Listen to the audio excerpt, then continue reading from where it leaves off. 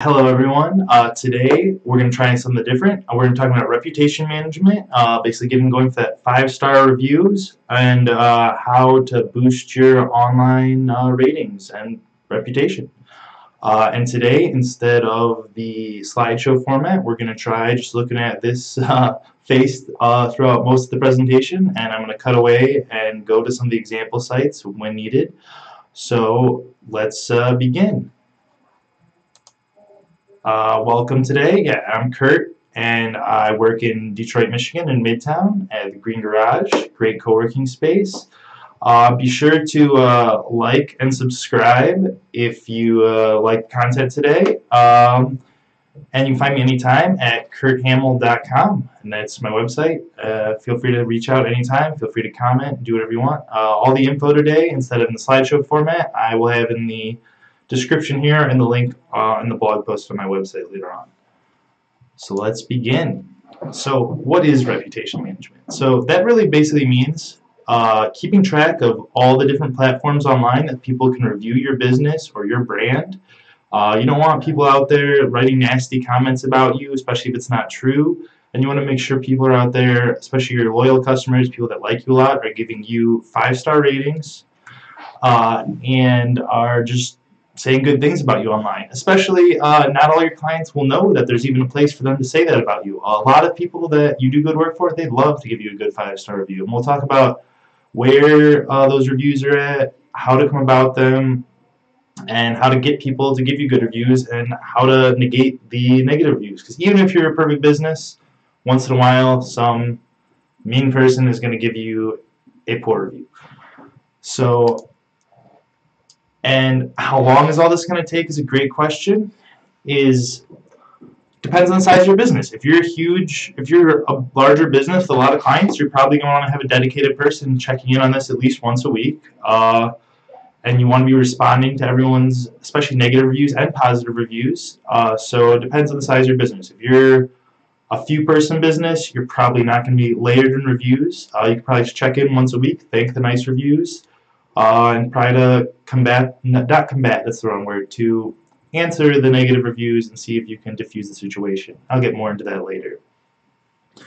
So, and then what sites, where we can actually find these reviews on. So obviously, first off, you want to put some testimonials on your own website. That's just the easiest way you can control. Just put some of your favorite clients on your website. So either video or just written with a photo of them or something like that. Just talking about how great a job you did. Well, normally in their own words. It's great, and it's good for SEO, and it's good for someone coming to your website, not sure if they're going to choose you to work with, and then they see these great testimonials on your website. Bam, that's just a reputation booster that shows that you have done great work in the past, and it boosts your rep. But beyond that, the number one is Google My Business. So when someone Googles your business, on the sidebar, your Google My Business account will have a rating. People can give you out of 5 stars how well you did, along with commentary. They can also ask questions and stuff, and so you want to have that as close to 5 stars as possible. But Google My Business also lists other websites, like it could be your Yelp reviews, your Facebook reviews, or niche reviews. So those are the other big players. Yelp and Facebook have reviews on them, and Google will often take those reviews and put them on the sidebar as well. So you can see what you're rated on different platforms, and other people can see what your business is rated. So it's important to keep those ratings 4 stars and above always. If you're below 4 stars, that's really something you're going to want to work on. You need to be, trust falls off below 4. And actually, funny enough, people in the mid-4 range are higher trusted through research than a 5-star review. Because if you have all 5-star reviews, it almost doesn't look legit, like you've never had a bad complaint. People actually are more willing to trust like a 4.8 than a 5 due to the realistic nature of it. But yeah, the big ones are Google, Facebook, Yelp, and then smaller niche sites as well, depending on your area of expertise. And so we'll start off with Google. Google is the biggest one, so here we'll switch over to screen capture really quick. So if we look up this Detroit dentists, for example. And so, boom, a bunch of these pop up, and you can see these. There's their reviews right there. And if we wanted to see Children's Dental Center, wow, I wonder what they're about. So, and you can start off. It's really great for local search. Children's Dental Center. You can go over here, and over here you can see that they got a 4.1, which is pretty good, especially for a dentist. You can have a lot of crummy patients that will give you negative reviews. So they obviously, a smaller place in Detroit, but they got a 4.1, which out of 13, which is pretty good. And you can see they have 13 reviews, and you can write a review and add photos and stuff themselves. So that, though they only have the Google ones there, that is how Google Review works. It's just right up there. It's great, simple to use.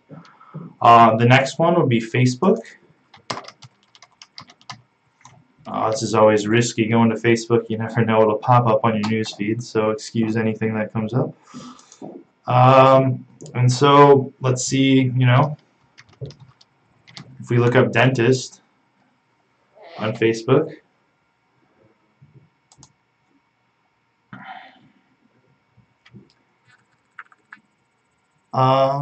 So Lucas Perry Dental Group, they do teeth whitening service. They have a 3.9 on Facebook. Now, just like on Google, it's just anyone can basically review you, so you kind of got to be careful. Like, you got to get ahead of the game and get good reviews before you get that one negative review that can offset everything. Basically, that's the #1 way to negate. But I could even review these people. I've never been there, so you got to get ahead of the game, get your good customers to review you beforehand. I'm not going to review them because I have no idea, but people can go through, read the different reviews on Facebook. I would say Facebook is nowadays #2 after Google. People will check out your Facebook page, and a lot of times they will only check out your Facebook page without even checking your website. So 3.9, they could do a little help. They could try to get that up a little, but really once you're in the 4 range, you're good. High 4s is really where you want to be. And then the last one is Yelp. So Yelp is, once again, so let's just do restaurants here. So if I just look up restaurants, now I'm just looking in downtown Detroit right now. You can change that to wherever. But what I thought was interesting, I was looking at this earlier, it doesn't just matter how many, what your rating is. So you can see down here, Standby is at a 4.5 star, but the #1 choice is Right Company, after the ads, of course. And Yelp is a lot ad sponsored, but still people use it for restaurant reviews. And so why is that? Let's look at that. There's a few different factors. So first off, they have 690 reviews versus 324 reviews. So you can see that these sites' algorithms are not just purely review based. They also come with timeliness. How new are these reviews? After a year, they tend to decrease the rating, and basically after 2 years, most of these platforms don't even count the reviews anymore. So with that, also, they take into the algorithm account how many reviews has this reviewer left. So if this is a person that reviews every restaurant they go to, they're going to take into account that review much more heavily than if it's someone's first review ever on Yelp or Google or Facebook, especially Google. Google heavily weights and has a lot more algorithms than Yelp. Yelp's pretty basic with it, but still, they all have algorithms that they take into account. How long ago was this posted? How many reviews does this person have? So if this person's first review and it's super negative review, don't worry, it's not going to affect your score as much. But those are the big ones, and then after that, there's like niche things. So let's say you're a lawyer, Avo.com, right? That is the big lawyer rating right now. So you can say, I need a defense attorney. I don't know, you got in some trouble. Who knows? I work with some defense attorneys, so that's just the first thing that comes to my mind. And now we can see their reviews, and we can go read these reviews too. Now the different niche sites all have different rules on how to go about that, but it's good to make sure, find the #1, maybe the top, some niches have 2, they're big enough. Find that niche site, whether it's Health Grades for doctors or Avo for lawyers or whatever your niche is, find that site, one of the top ones, look up whatever photographers reviews or like anything, whatever your niche is, find that and make sure you're good on there too. So those are the ones you got to check in on. Google #1, Facebook #2, Yelp #3, unless you're a restaurant, Yelp is #1, and then a niche site for your platform. Restaurants obviously have more of these than almost anyone else. So restaurants, you're going to have a lot to deal with. You might want to even hire a professional. And if you're a larger business, no matter what, you're going to want to hire a professional to deal with this stuff. All right, but back to a nice full screen me. Whew. All right, so those are the platforms, right? And so what, so like, now a lot of question I get, how do I actually get reviews? So like, let's say you have no reviews on your website. What are you trying to do? You got to ask your clients for reviews. It's just as simple as that. You did a great job. Your client is happy. Your customer is happy. They're excited in the moment. Ask them to leave you a quick Google review, a Facebook review, Yelp, whatever that platform is. Just really quick, make it easy for them. Maybe even have a link on your website to the reviews if you're more of an online-oriented business. If you do a lot of email marketing, put that in the email that you send out. Hey, can you review our site? Especially if you have happy clients. Now, obviously, don't ask like an unhappy client to review your site. That's not what you want to be doing. I would love to say we're all perfect and we have all done 100% in our lives, but we don't. We all have those crummy reviews. And what do you do about that when you get like a really bad review? Not much, honestly. You can try reporting it to Google, especially if it looks spammy, but most of the time there's not much you can do besides wait it out and really just even it out with those good reviews. And right now you might say, hey, I'm a great business. I don't get bad reviews. I have a few good reviews. I'm good. But you know what? That one bad review can come out of nowhere at one point in your life and just be detrimental to your online reputation. And that just keeps getting more and more important as time goes on. So to stay ahead of that, you want to be constantly getting good reviews in, because a bad review can really be detrimental. And if you guys have any questions at any point, just please ask. But yeah, that's the #1 thing to combat the bad reviews, is just get more good reviews. And once again, you don't need a perfect 5-star rating. Through studies, people actually say they trust higher 4-point-something ratings, like 4.7, 4.8, than a 5-star review, because it just looks more legitimate that you have a review, because people are human. We don't expect everyone to be perfect. And another thing is, I also get asked a lot, should you buy reviews, like purchase them from, let's say, these online sites that sell reviews? And I would just not recommend that, because if one of the algorithms catches on that you've been buying reviews or they don't look legit, that'll super negatively hurt you, and you will, especially SEO-wise, or you could even get banned from the platform. So I would never ever purchase reviews. It's just not that hard. And coming along with that, don't try to do all your reviews at once. So there's so many algorithms on these sites. If you have just been getting, let's say, 1 review a month or something, and then all of a sudden, boom, you get 50 reviews in a week, something's going to look off there. So even if like tomorrow you were just like, I'm going to get all my clients to start reviewing me tomorrow, try to spread that out. It also helps with your algorithm. You don't want to have all that. You don't want to just have a huge spike in reviews, because then the algorithms kind of they kind of push that down, like the hype of that. So you'd rather just have a steady stream of reviews that even maybe grows over time than just having huge spikes of reviews, once every 3 or 4 months. So make sure you're trying to consistently push that out, and try to make sure you're looking good on all platforms. And then like some ideas to make sure your good customers give you great reviews. Just even get those reviews in general. It's always great. Hey, leave us a 5-star review. Technically, you're not supposed to be. Google says like, oh, you can't actually, give anything away for these reviews, but you're allowed to, whatever. They're not going to know if you give out a coupon or 5% off or a few bucks back for a service. If they leave you a review, you don't have to tell the client to give you a great review, but maybe just mention it to your good clients, like people that really like you a lot. Be like, hey, you know what? For a discount your next time you're here, can you leave us a review on Google or Facebook or whatever you need those reviews on? Some other ideas are, make sure you're placing links through your emails and on your website where appropriate. Obviously, you don't just want if there's an endpoint in your website or endpoint in your email traffic, that's where you want to put those reviews once the client's done, or even maybe a week later follow up with them, be like, hey, did you enjoy all this, blah, blah, blah.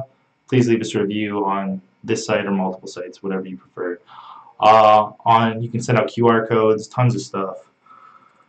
And if you have a physical location, it's great to just put up a sign somewhere that says, hey, leave us a review here, please. And whenever you're doing anything like this kind of stuff, like I say, leave me a like, please subscribe, if you're liking what the information I'm giving you. And that, honestly, they've done so many tests. It like boosts your likes or subscriptions by like 5 times. It's ridiculous. Just reminding people to actually review you. And people are happy to do it. They just honestly don't remember all the time.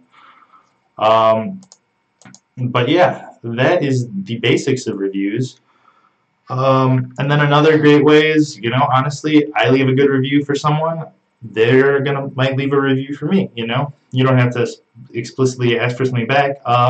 Just doing a lot of reviews in general, eventually, if you give out, you get back what you give out. So if you're giving good reviews to people that do good business, they know you do good business. It's kind of like LinkedIn referrals. You can say people do good work there. Oftentimes, they will commend you for what your skills are. But that's basically it with reviews and reputation management. And beyond that, it's really just doing good business, but always reminding your clients that just leave you a review. They're almost happy to do it, but we don't think always that this person needs this review. And obviously, if they don't seem like they want to leave your review, do not push it ever, because that is going to lead you to a not perfect review. And you want to be going for those 5-star reviews, because once in a while you're going to get that really angry client who's just had a bad day. It's going to leave you a 1-star review, and there's nothing you can really do about it. You can always try and report through different services. I know I recommend to a lot of attorneys, just send a letter of intent. Just send a letter out with a legal ending to it. You can always start in that, but it really doesn't work that often. Most of these review platforms are just still kind of open, and they'll continue to develop and grow in importance. So like for SEO, if you have a bad review, you're going to have less traffic coming to your website. If you have a bad review on Facebook, less people are even going to find your page. And as soon as they see that bad review too, it's like the first thing that pops up on Google or Facebook. Bam, it's in their face. If you have like a 2.5 rating, no one's going to deal with you. That's how it is nowadays. Obviously, people that have heard from other people, they're going to go, but if they are not familiar with you or your business, that's the first big thing they see.